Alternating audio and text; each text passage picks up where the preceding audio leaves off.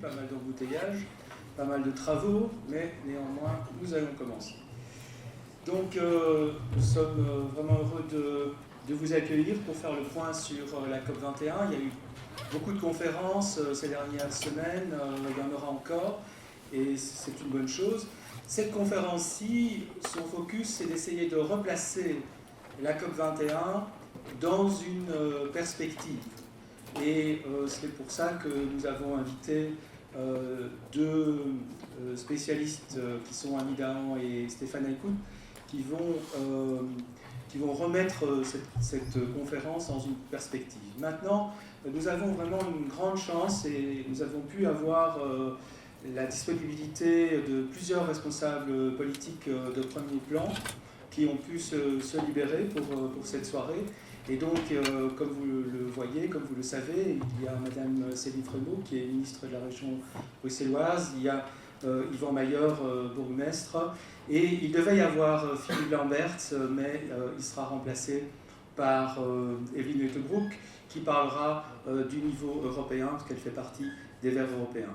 Il y a également Étienne Hanon, qui est mon collègue chargé de cours à l'ULB, mais qui fait partie du SPF Environnement, c'est-à-dire qu'il fait partie de l'équipe de négociation belge depuis de nombreuses années.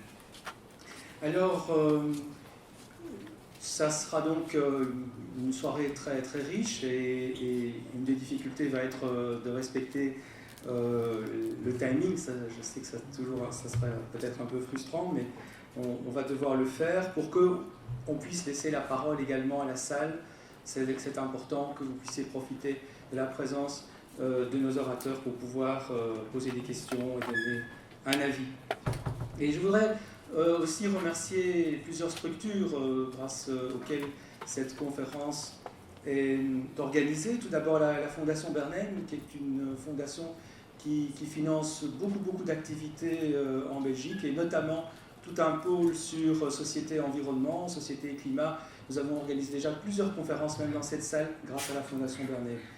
Il y a aussi le CNCD, il y a Association 21, il y a Climos, il y a l'UNRIC, et de cette façon, on a eu une certaine résonance pour cette conférence. Bien sûr, si on dit Paris, aujourd'hui, on a d'autres résonances avec cette ville que l'on pensait quand on était focalisé uniquement sur la COP21. Donc il y a beaucoup de tristesse, il y a de l'inquiétude aussi, et même on entend presque un peu des bruits de guerre. Et il y a aussi des retombées sur la COP21, puisque vous savez que la manifestation, on l'a appris hier, la grande manifestation qui est organisée depuis bien longtemps sera annulée, sera remplacée par d'autres événements.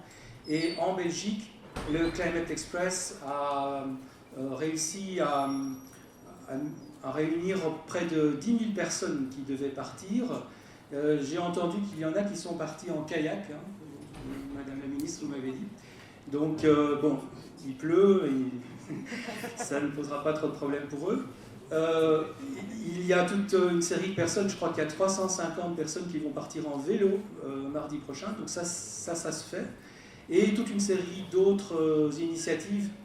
Et pour ça, je vous renvoie au site du Climate Express qui a vraiment fait un gros travail de mobilisation. Alors, je ne vais pas être plus long pour cette introduction, puisque je vous disais, le temps est un peu compté, et je vais vite donner la parole à Thibaut Fretter, qui est là, et qui va venir vous dire quelques mots au nom d'un petit groupe d'étudiants qui part à la COP 21.